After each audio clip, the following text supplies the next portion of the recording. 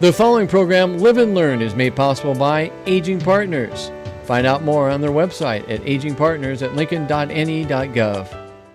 When you wake in the morning, do you feel refreshed or do you still feel tired?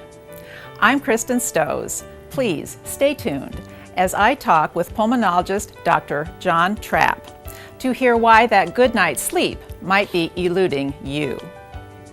Hello, I'm Jerry Renaud. Today on Live and Learn, we're going to talk about one of the many wonderful things that happen here in Lincoln, Nebraska over the summer. That's the Lincoln Municipal Band Concert Series. We have a couple of folks who are intimately involved with the band and the series. Stay tuned. Hi, welcome to Live and Learn. Every summer, the Move More Lincoln Initiative sponsors fun fitness classes at the Jane Snyder Trail Center. Stay with me and learn how you can play in the parks. Are you ready to rock and roll? I'm Lita Powell Drake, and Elvis is in the building, so stay tuned. This and more on today's Live and Learn. Sleep apnea, a condition that can be keeping you from that needed restorative sleep. I'm Kristen Stowes, and I am so pleased to have Dr. John Trapp of Nebraska Pulmonary Specialties join us to discuss this condition today. Dr. Trapp, welcome to Live and Learn. Well, thank you for the opportunity to be on your program. I am thrilled to have you here. Could we start by hearing about your background and your training in pulmonology? Sure. Well, I grew up in Kansas City, Missouri. Went to undergraduate training at Creighton University. That's where I got my first taste of Nebraska. After that, I spent 4 years at St. Louis University Medical School. And then after that, I went to Iowa to do internal medicine. And then I did a 3-year pulmonary fellowship and then 1 year of sleep medicine. Oh my goodness. And now I've been in Lincoln for 17 years. You have. That's quite extensive. Our subject today then is sleep apnea. How common is this condition? Well, boy, sleep apnea is one of my favorite topics to talk about, and sleep apnea is very common.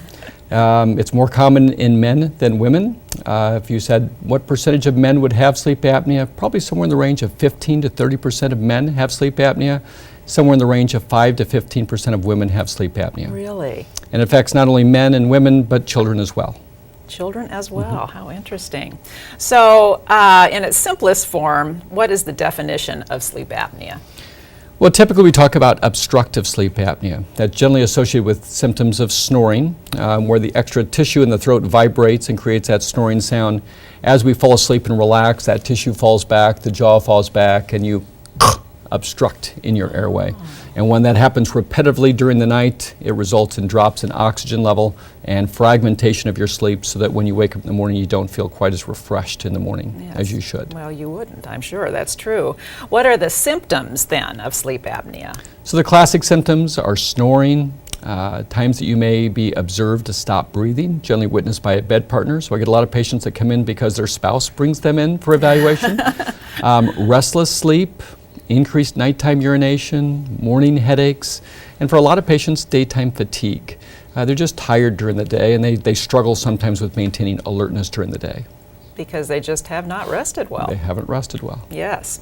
So then how does this condition affect the patient besides just making them tired the next day? Well, we know it can impact a number of different medical conditions. We know it has a high association with high blood pressure or hypertension. It may contribute to irregular heart rhythms like atrial fibrillation. It can affect the heart with these recurrent oxygen drops during the night. So we see increased risk for things like congestive heart failure. We see increased risk for stroke, diabetes, and again, alertness. So increased car accidents. So people are at risk for injuring themselves if they get tired doing certain types of jobs. My goodness. So this definitely is a life-altering condition. Is it fair to say that it could be a life-threatening condition? There's no question in some cases it can be a life-threatening condition. Oh, well, then we have to really pay attention, I think.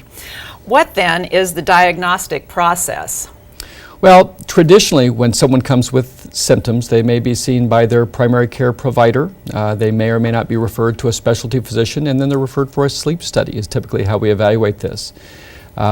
We can do sleep studies either as an in-center sleep study, where you come in and sleep in a special type of a sleep center, and we observe overnight. We observe brainwave activity, we observe breathing, heart rhythm, oxygen levels, movements of the arms and legs, and this is a full, what we call a diagnostic polysomnogram. And this is the gold standard as far as evaluating not only sleep apnea but other types of sleep disorders. But more recently, we're moving to what we call out-of-center sleep testing or home sleep testing. For those patients who have classic risk factors for obstructive sleep apnea, this is a much less expensive way to have you apply certain types of equipment that monitor, again, breathing and chest movement and snoring, and you apply this and sleep in your own home, which is more comfortable, and then that equipment and recording is taken in for review, and then we're able to make that diagnosis of sleep apnea. I see. I've wondered, can a patient really sleep normally during a sleep study such that you can collect the correct data? Well, there is a first night effect, but most of my patients come in, they're so tired. If I just put them in a nice, quiet, dark room, sometimes they even sleep better in the sleep center just because it's nice and comfortable. But there's no question there's a first night effect sleeping in a strange environment, and you're hooked to a lot of different electrodes and leads that may make it a little bit more uncomfortable. I would understand that. Is it the number or the severity of breathing interruptions then that determines whether treatment is needed? Well, typically we calculate something called the apnea-hypopnea index. This is the number of times that you may stop breathing per hour during the night. Typically less than 5, we consider that normal. Above 5, we consider that abnormal, but we see ranges anywhere from 5 to 100 plus per night where it's really fragmenting the sleep. So we look at the apnea-hypopnea index as a number, but we also look at oxygen desaturations and the other clinical symptoms. Wow, I see. So there's a lot to take into account. Yes. All right, then, if you are diagnosed with sleep apnea, what treatments are available? Well, once we make the diagnosis, then we can offer you a number of different treatments. Some of the simplest treatments are for those who snore or stop breathing on their back, we can have you sleep on your side. We can encourage weight reduction, which also reduces the severity of sleep apnea. And for those who are not able to do those types of things or may not have those issues, we have other devices we can apply. The most common one is something called CPAP. And I brought some examples for your viewers to see. This is a typical CPAP machine. And this is what this does. It creates a pressure of air, which comes out of a side tube over here.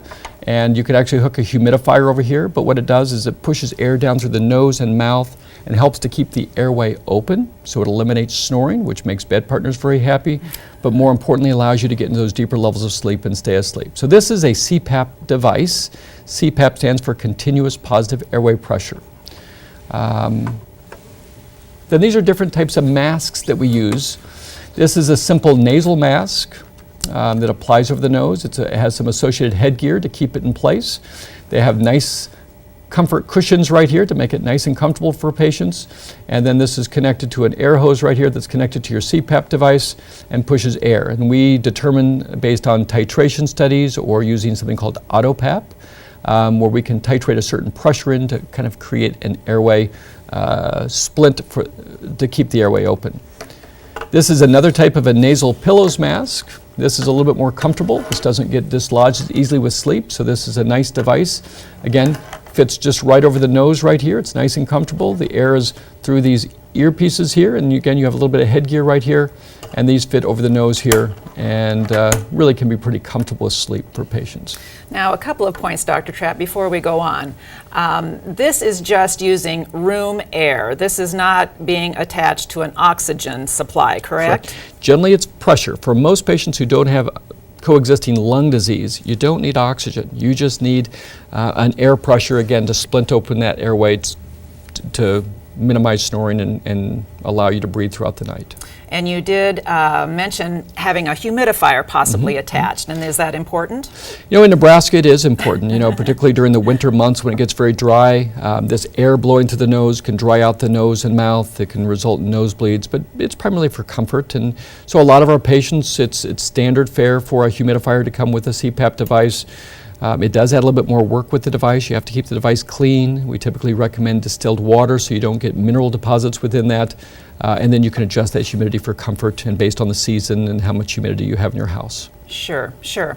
Now, when a patient starts with one of these, you said that you can actually monitor this device via Bluetooth, so you know if they're using it and how it's working. So explain that a little bit. Within the newer devices here, they have a a chip in them, or they have an ability to connect to the wireless systems or the cellular systems. And what this does, it allows it to put it on the internet for those with permission to review. Typically your durable medical equipment provider, the person that supplies your equipment, and your physician or provider that provided you with a prescription for the CPAP, where we can get information with regard to how many hours you wore the CPAP last night, which nights you wear it, if there's any problems with leak, and what other adjustments we can make with regard to the CPAP.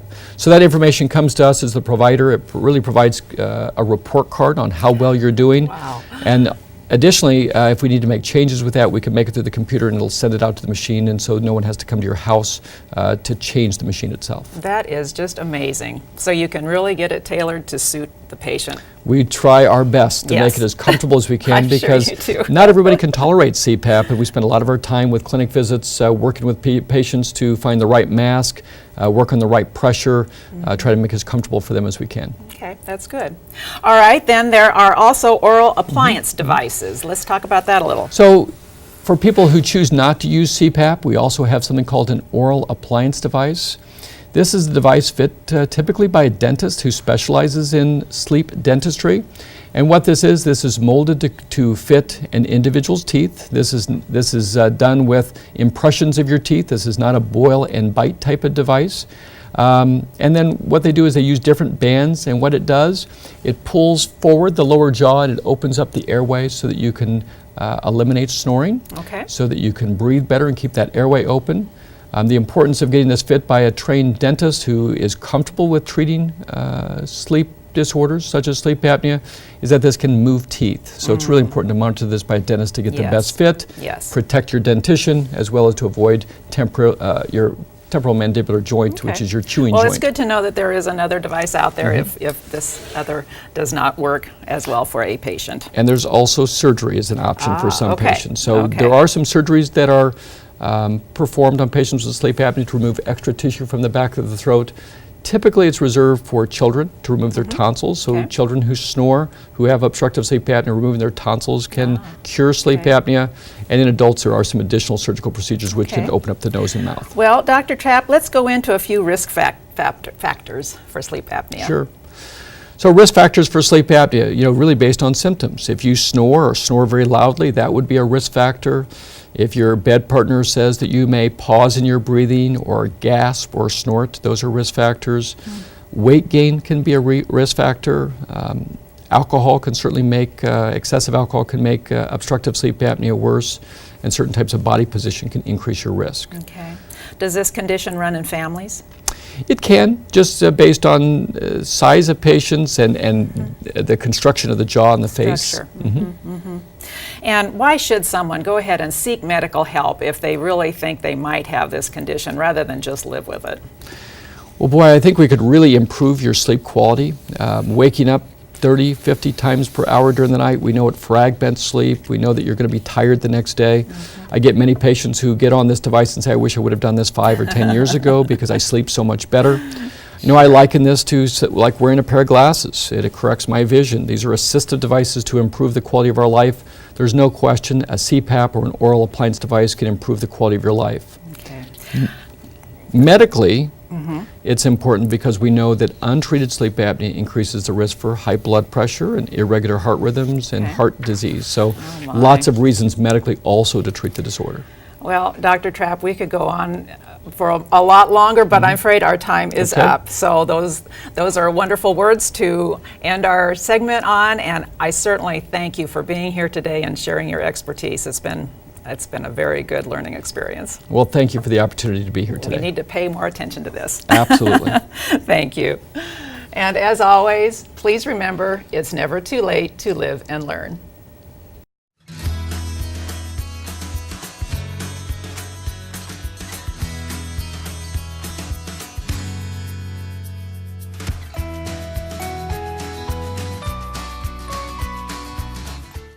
Legal services are a part of the spectrum of senior services available through our 8 area agencies on aging. Attorneys can assist and educate seniors on consumer credit and debt collection issues, as well as help them plan ahead with advance directives. Attorneys can also help seniors with consumer fraud and financial exploitation concerns, and also guide them through government benefit issues. For more information, contact the Elder Access Line at 800-527-7249.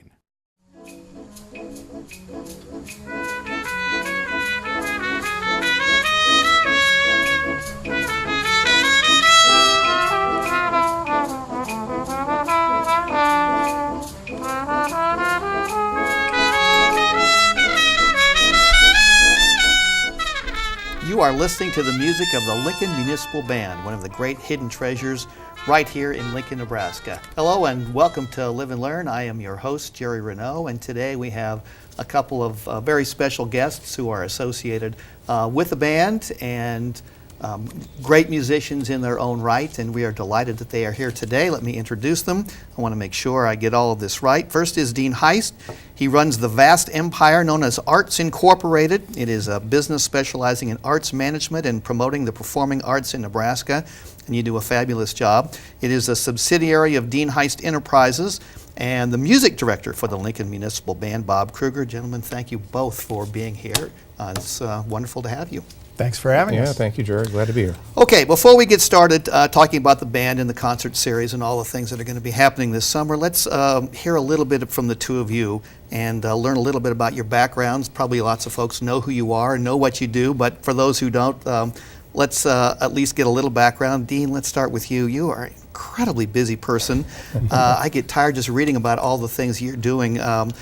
Tell us a little bit about Arts Incorporated and some of the endeavors you're involved with. Well, I'm fortunate to do as much as I do. I grew up in Hastings and played in all of the school bands and orchestras and pep band and jazz band, and played in the pit for the musicals, and really got my start in music there. I came to University of Nebraska in the early 70s and have been fortunate to make my living here in the arts. I've taught a number of places over the years, and the last 15-20 years I've been involved in arts management. I still keep very busy playing my trumpet. I'm currently playing the run of Something Rotten, the touring Broadway show in Omaha. So I've been there every night this week and then coming back and trying to get things done at work. My business manages or provides management to and staff support to the Lincoln Municipal Band, the Nebraska Jazz Orchestra, the Nebraska Brass, the Nebraska Trumpet Ensemble, the Capital Jazz Society, and the Association of Nonprofit Executives. So we help produce and promote and present the events that those organizations do, including the Municipal Band Series in the summer. Incredible. Just really wonderful that you do all these things and keep music moving here in the city of Lincoln. Well, thank you. Appreciate it. Okay, Bob Kruger, let's get a little background on you. You've been involved in teaching music for a long, long time, but you are also involved in all kinds of other activities as well. Absolutely. Yeah, I've been teaching in the Lincoln Public Schools since 1985. I was the band director at Southeast High for 10 years, and then since that time I now teach at 3 different elementary schools where I do 5th grade band lessons in the morning, and then I still run the jazz program at Southeast High, which involves 3 different jazz bands and a jazz combo. I teach 2 of the jazz bands and the jazz combo over there, and I still perform as much as Dean will hire me. I play in the Nebraska Jazz Orchestra, and when I'm not conducting the Lincoln Municipal Band, I play trumpet in the trumpet section and in the Nebraska Trumpet Ensemble, and really wherever else I can. Fabulous. Okay, let's talk about your involvement in the Lincoln Municipal Band. It seems obvious to me that you guys love this group and this organization and love being involved. Absolutely. I think it's one of the unique things that makes Lincoln a special town, and the fact that there's free music provided by a professional wind orchestra in the summers for anybody that wants to come and listen to great music to come listen to. And the band music genre is just unique, and it's fun to play, it's fun to conduct, and it allows us to interact with some great musicians and with a wonderful audience. So yeah, we're both, I think, very passionate about it. And you know, there's a lot of people who sort of stumble onto this and go, oh, have you heard this Lincoln Municipal Band? They're fabulous. Dean, they've been around for a long time. We have, or the organization's been in existence since 1907, I believe they said in the book I read. They started at State Fair Park, and they've been playing in Antelope Park, not at the current location. There's been 2 or 3 other band shells there since 1911, so wow. 100 and some years. And every little town in America had a town band, 100-some years ago. And so many of the communities have lost that. Lincoln's very fortunate that it has not only continued, but it's grown to become a professional group, and it's at a very high quality, and we're just proud to be a part of that. People are getting a chance to see this this sort of photo behind us where everybody is playing and they have the tuxedos on. I assume you guys still wear tuxedos when you play out at the band show. Not so much anymore. It gets Okay. a little warm for tuxedos, but when we were there was a time where we were playing a lot of concerts in the schools and concerts. We had an indoor concert season, and we would wear tuxedos or suits for those. Yeah. Okay, very cool. Okay, let's talk about some of the specifics of the concerts. You are going to be directing, I believe, 4 Right. of the 7, but let's go through each one so we at least give the folks watching a chance to see at least some of the things that are going to be going on this summer. So the first one is July 2nd, and you have a special guest. That's right. We do, as part of our educational component now, we have a young artist competition that's named after a longtime music director of the Lincoln Municipal Band, John Schildnick. And as part of that competition, we have a number of people that have submitted recordings of themselves playing. And then we have live auditions for the finalists that were chosen to perform at the live auditions. And then we choose a winner, and that winner gets to perform with the Lincoln Municipal Band on our first concert. And this year it's Nestor Paleo, a euphonium player from here in Lincoln, who's going to be performing with us. So we're very excited about that. Now, for those people who don't know what a euphonium is, If you maybe- think of a baritone, it's or a tuba that shrank. A tuba that shrank. Okay, very good. Okay, that sounds like a fun show. And any ideas on the music or what they're going to perform? Well, at it's this going to point? be close to July 4th. Okay. So we're going Okay, to good. be performing a bunch of patriotic music. I mean, I'm sure you'll hear Stars and Stripes Forever, and so there'll be some marches and just the stuff you would normally hear at a 4th of July type concert. Okay, very good. Let's move on to the next one. This one, I believe, involves a picnic. Right. Tell us a little bit about this one. We called this one Sunday Fun Day, and it's a picnic in the park. We encourage families to come out, bring a blanket, bring a dinner with them, and sit and enjoy the live music. I'm sure the weather will be perfect for a picnic, as it always is. And one of the things we like to do is try to diversify our audience as much as we can, and we love the idea of bringing families to the park. So that's what that one will be about. And Dean, you said this one has sort of gotten more popular over the years? It has. I think in general the concerts have become more popular. When I first started playing with the band under John Schildnick's baton in the early mid-'70s, I have some pictures, and there were 200 or 300 people there. And now sometimes we have some thousands of people there.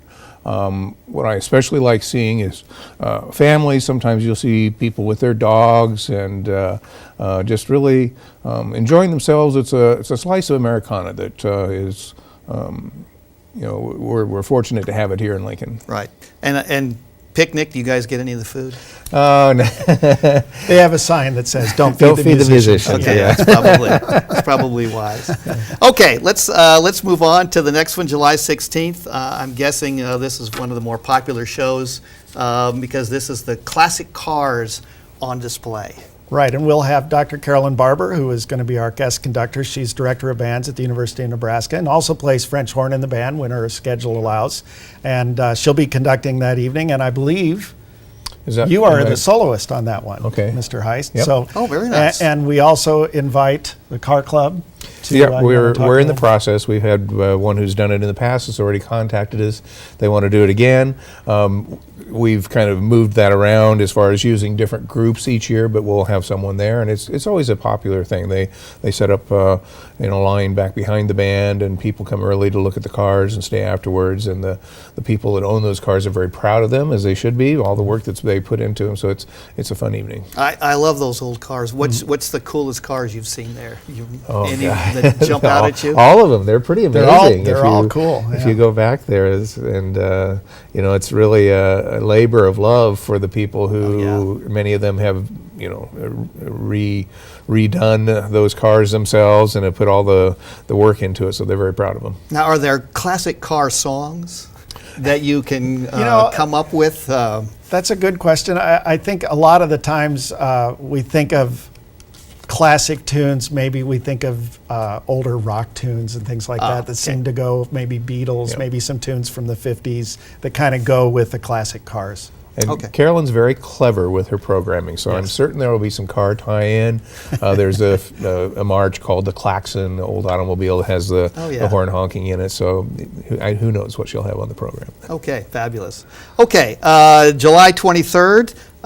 This one sounds interesting. I don't think I've ever been there when this one has been going on, but it's the movies. Yes, we like to program that because there's been so much great music written for the motion pictures. So that will be a concert. Terry Rush will be our conductor that evening. And let's see, our soloist will be Bob Snyder, who is moving to Lincoln from Washington, D.C.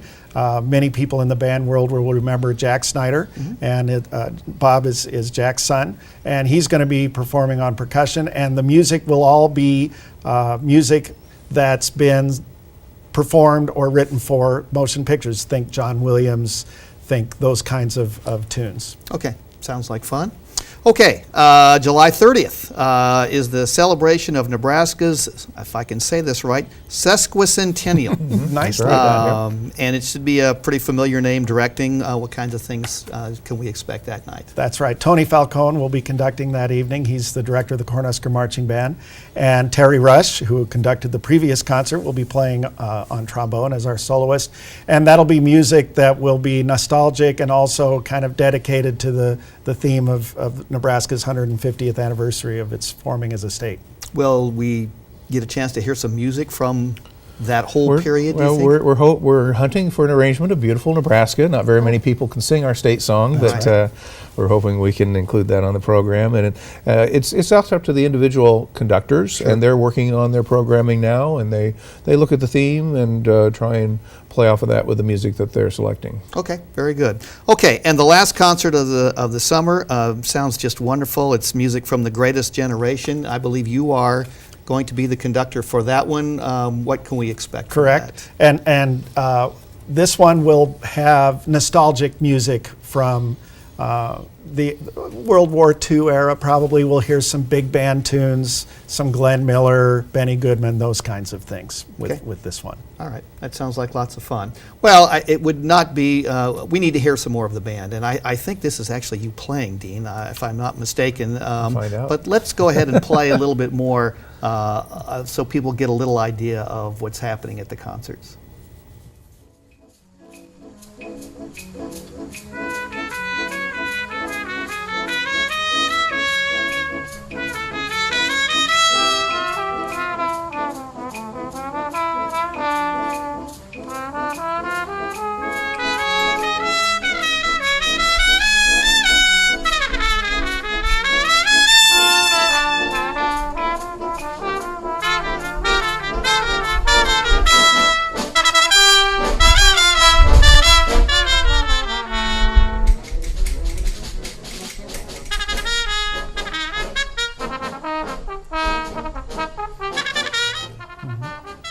Great stuff there. And I apologize, we have one more show. Tell us a little bit about the show. I believe it's on August 13th. Right. This one's kind of our favorite concert of the year, and it's one that's become a tradition. It's our salute to veterans, and it'll be more patriotic music. And then at the end of the concert, we will recognize all the veterans in the audience by playing a medley of all the Armed Forces theme songs. And we have the veterans that are from that branch of the service rise during their tune. And it's really very moving. Unfortunately, I never get to see it because I'm facing the wrong way as a conductor, but it's really a very, very special concert that we enjoy doing. It sounds wonderful. Last words. What can we say to encourage people to come out to this? It's free. Free is always good. It's fun. It's off the bike path. We have a lot of people that bike over. It's a beautiful park setting. So come out and enjoy it. The weather will be perfect, and the band will play awesome, and we'll have a great time. Sounds perfect. Gentlemen, thank you very much for being here. I really appreciate it. And thank all of you for being here. We appreciate that. And always remember that it's never too late to live and learn.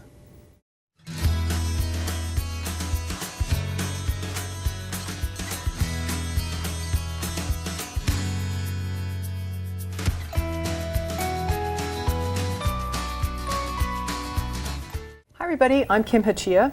This is the 4th summer for Community Health Endowment's Move More Lincoln initiative. Parks and Recreation has been involved in 3 of those summers, and they schedule activities at the Jane Snyder Trail Center, which is on it's on P Street, sort of between P and Q at 21st in the building by Union Plaza. And so Parks and Rec has been involved in it, and this year Aging Partners has joined the activities. So my guests today are Melissa Lindeman from Parks and Rec and Peggy Apthorpe from Aging Partners. Thanks for joining me, ladies. Thank you. Thank you for having us. You're welcome. Melissa, tell me about the summer series and what kind of activities are involved there. Okay. The Move More Lincoln Wellness Series, which is sponsored in partnership with Community Health Endowment, Lincoln Park and Recreation, and this year adding Aging Partners. We offer fitness classes at the Jane Snyder Trail Center. They are all free of charge, and they are for all fitness levels. They're really geared towards adults. We do have some teenagers that join or some kids that come with their parent. We are doing everything from boot camp to yoga, Zumba, and some Feeling Fit classes. So are they free? Do people have to sign up? How does this work? They are completely free. That's what people really have liked about them the past summers. You don't feel that obligation and that commitment because you've had to register for them. You just show up. We have a registration card just so we can get a waiver signed. You sign in and you participate. So Zumba, tell me what Zumba is. Zumba is a Latin feel dance. If you kind of take a traditional jazzercise but add it to sort of that Latin feel, it's just really fun, and you move and you dance and you smile the entire time you're doing it. That 45 minutes goes really fast. Great. So Peggy, this year Aging Partners has joined the fun. And tell me about why did you guys do that? What's the activities? And your events are Fridays? Yes, we're going to be doing every Friday from 12 to 12:45 from June 2nd through September 1st. And we're just really excited about this opportunity to partner with Community Health Endowment and Parks and Rec to offer these services or these classes to the community. We hope to have some new people who will come and try our classes out, and then some of our regular attendees will be able to come to class. Some of our centers are closed during the summer, so this will give them an opportunity to keep up their fitness and still attend classes during the summer months. And what are some of the classes that you will be offering this We summer? have 6 different classes we're going to be offering, and we have a couple of really fun dance classes. One is called Movement and Music. The instructor is Ruth Davidson Hahn, who is a dancer who moved here from New York City. And that class she uses pretty much classical and Broadway musical type movement. She goes through the moves with people before they actually start. It's just a really fun class for all fitness levels. We have another one called Dynamic Movement, which is more, I guess you'd say, the golden oldie music. We have like 40s, 50s, 60s, 70s, and that too is a very fun dance class that is done either seated or standing near a chair. We'll be offering Tai Chi for balance and fall prevention, an evidence-based program geared towards just that, helping people prevent falls. We're going to do a Qigong class, and then one called Fit Mix, which is kind of an eclectic blend of all the different classes. We're also doing a chair Tai Chi. So if people are interested in the exact dates, they can get in touch with us or Community Health Endowment or Parks and Rec, and they'll have a schedule we can send out. Or it's on our website. So let's talk about this Move More Lincoln initiative. It's sponsored by Community Health Endowment. So what is it, and why do we want to have something like this in Lincoln? The Community Health Endowment put this program together 4 years ago as a way to get the community behind and know a little more about the Community Health Endowment. And the goal of the Community Health Endowment is for Lincoln to be the healthiest community in the United States. And we know one way to do that is to be physically active in all ages of our life. We're trying to combat the childhood obesity epidemic and really help people be physically active and get those minutes in.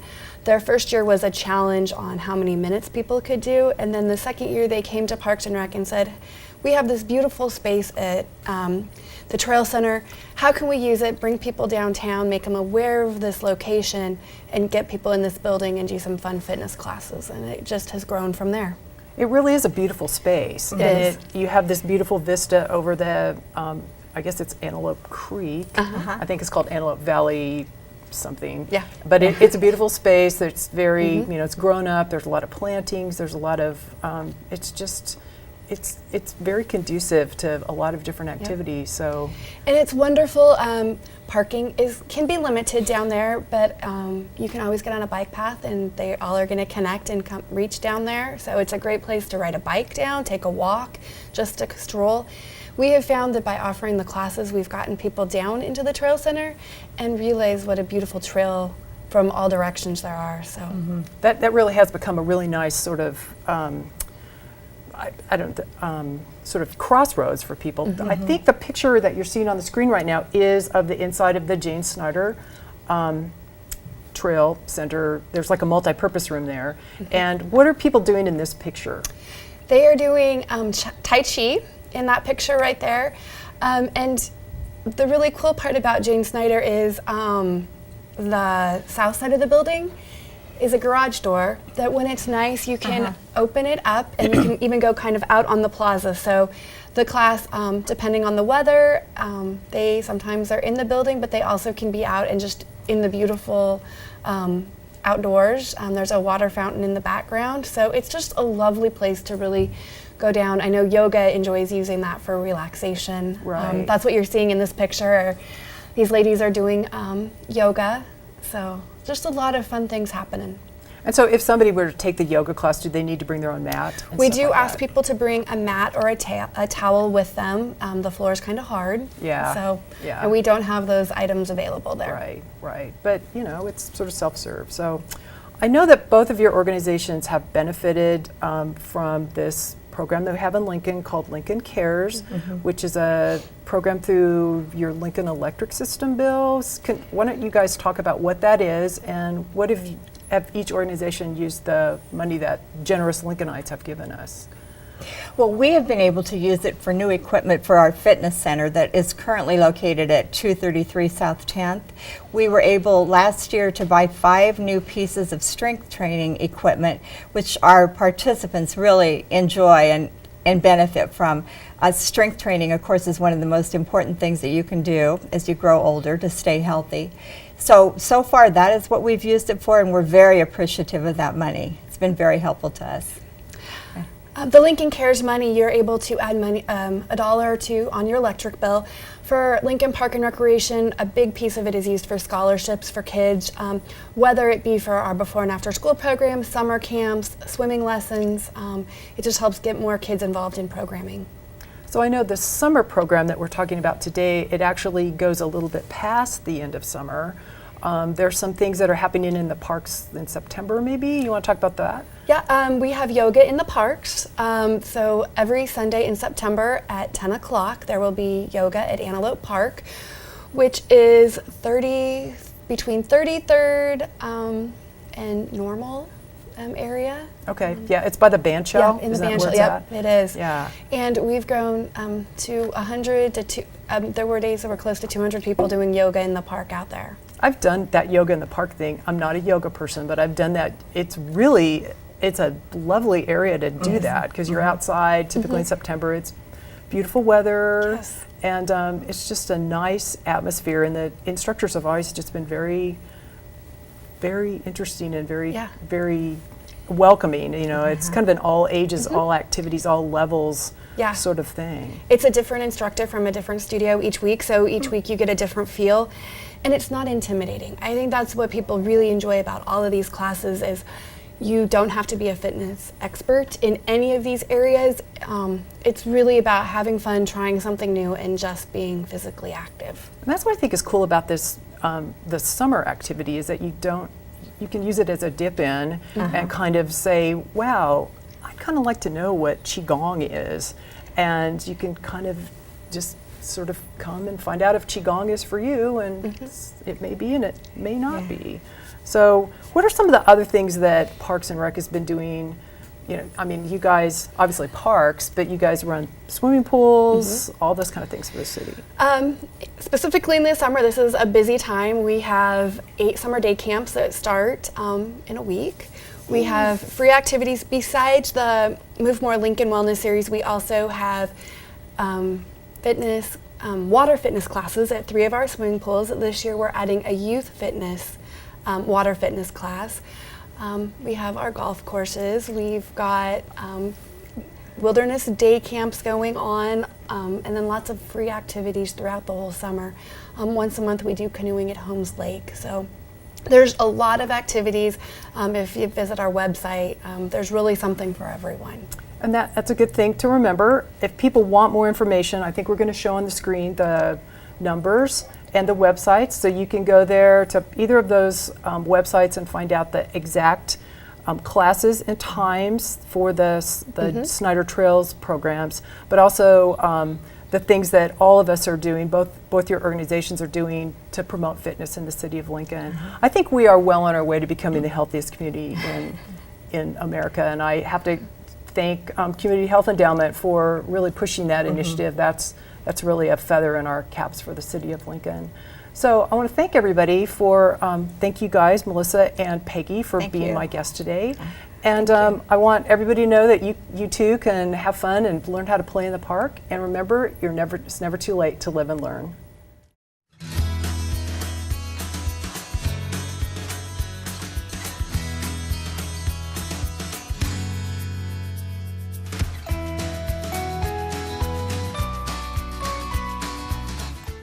Legal services are a part of the spectrum of senior services available through our 8 area agencies on aging. Attorneys can assist and educate seniors on consumer credit and debt collection issues, as well as help them plan ahead with advance directives.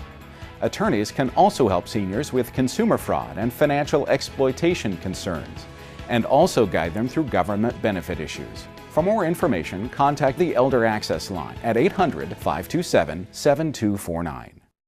Are you ready to rock and roll? I'm Lita Powell Drake, and we have the legend with us, the guy from Lincoln, who is Elvis Presley, of course. And I'm sure you probably saw him on NBC's America's Got Talent, and that was back a few years ago, but he was rated one of the top 10 Elvis impersonators in the country. Now you say, are you ready to rock and roll? Better than I could say it. Are you ready to rock and roll? All right, let's take a look at Elvis right now.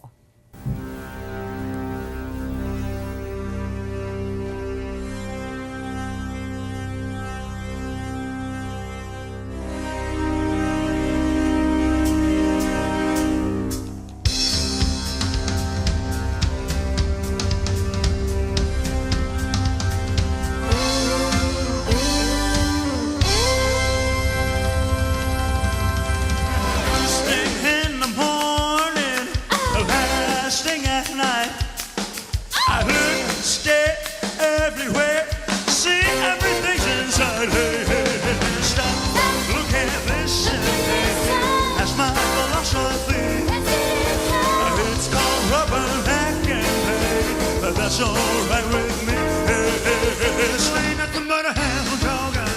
Cry all the time. You ain't nothing but a hound dog. Cry all the time. Well, you ain't never gonna rub it and you ain't no friend. Coach salad and a hook. Yep. Everybody's really wants a shame. They said, mama, unashamed.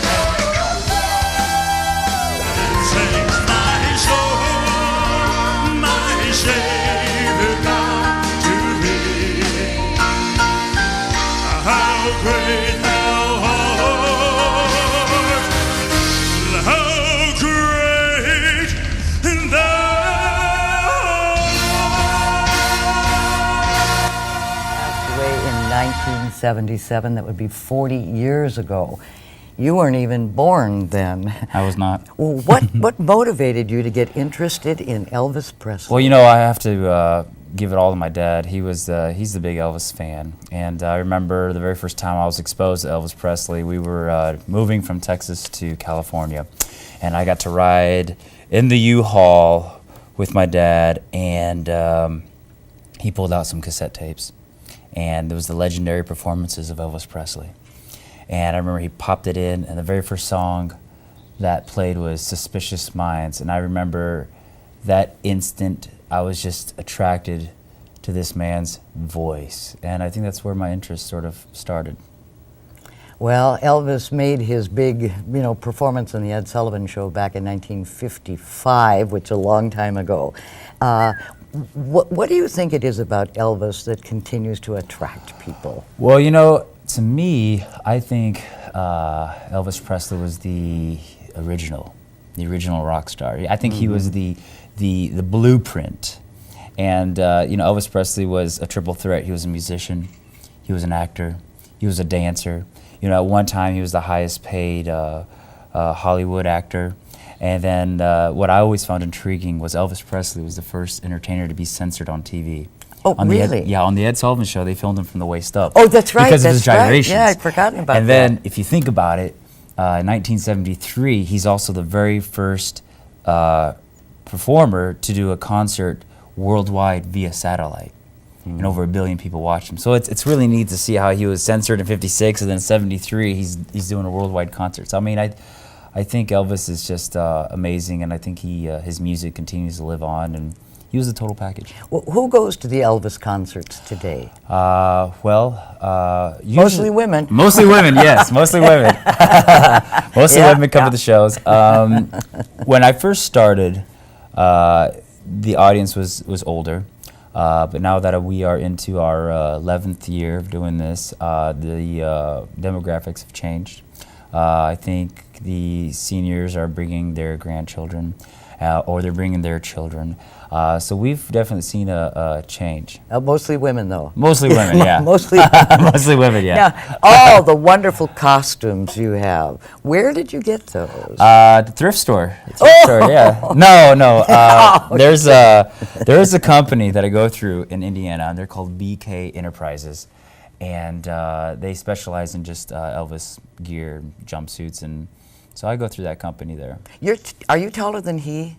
We are about the same height. Oh. I think, there's been different reports. I've read so many different things that Elvis is 5'11" and 3/4. I stand about 6 foot. So a little bit taller than Elvis. Maybe a little taller, yeah. Do you have ladies wipe your faces I do. They did for you? Do? Oh yeah, yeah. They're my Deberettes. The Deberettes? The Deberettes, yeah. They'll come and dab me, yeah. When they see that I'm breaking a sweat, they'll come up and they'll just start dabbing me. And well, I saw your concert here in Lincoln recently, and you throw out the teddy bears. Yes. Still like Elvis did that. Yeah. It's the thing about our show, it's a family fun show. Yeah. It is, and.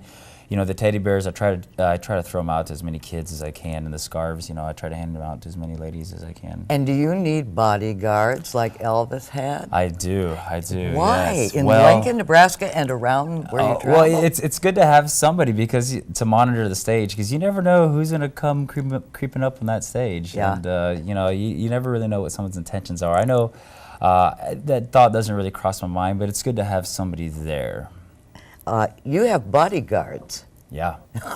Yeah. I was surprised. I was really surprised to see that. What is your favorite Elvis song? You know what? It changes. It really does. And the very first song that attracted me was Suspicious Minds. So that to me will always be my all-time favorite. But, I go through different songs. There's a song called The Sound of Your Cry. We Can Make the Morning. A lot of the rare songs that never got any play time, I find are my favorites. Long Black Limousine, Love Letters, things of that nature. Now you travel extensively. Where do you go? We go all over the country, mainly Midwest, but I've been fortunate to travel into Europe. I was in Italy last summer, and that was quite the experience out there.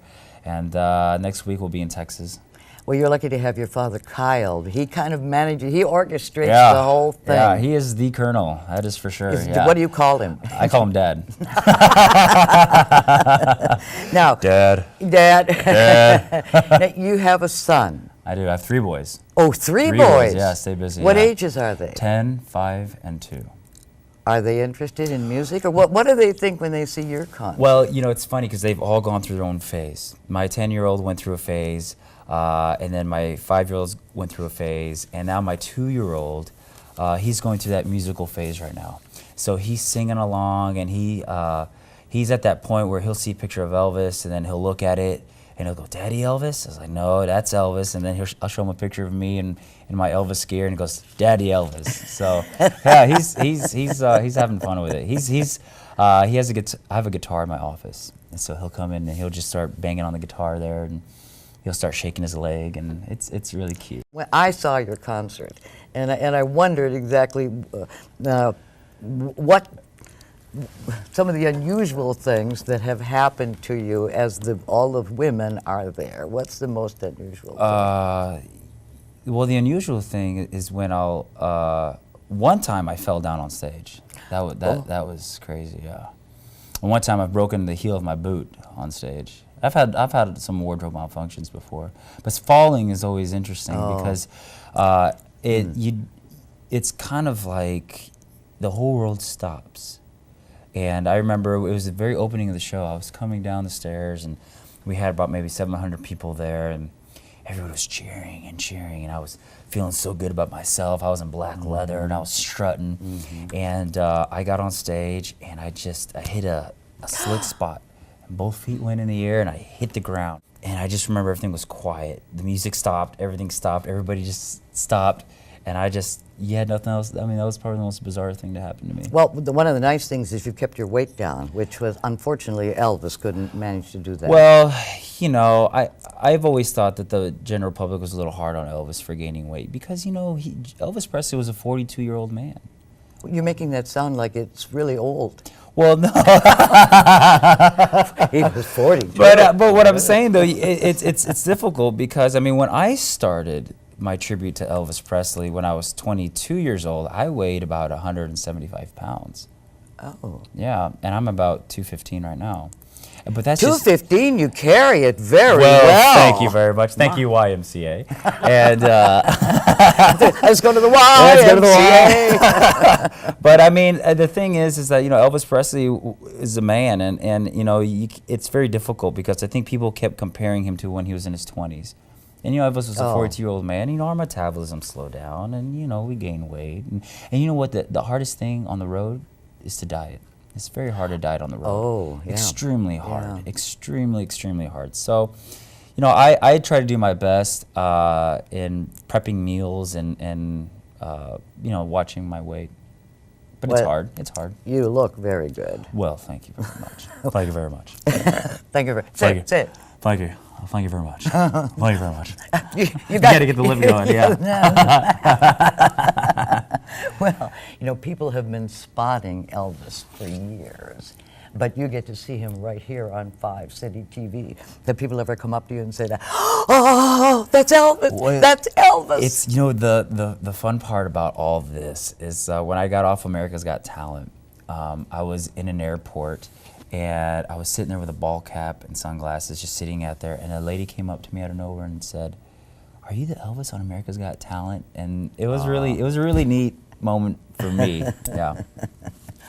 Well, it's been a delight to meet you. Thank you. And to watch you perform. Likewise. Joseph Hall. We're pleased that you are from Lincoln and traveling the world and sharing your skills as Elvis, and I hope you can continue for a long time. Thank you very much. And I hope that you will remember Elvis Presley, the king of rock and roll. Elvis Presley, Joseph Hall from Lincoln, Nebraska. Thank you. Okay, remember, it's never too late to learn more about Elvis Presley.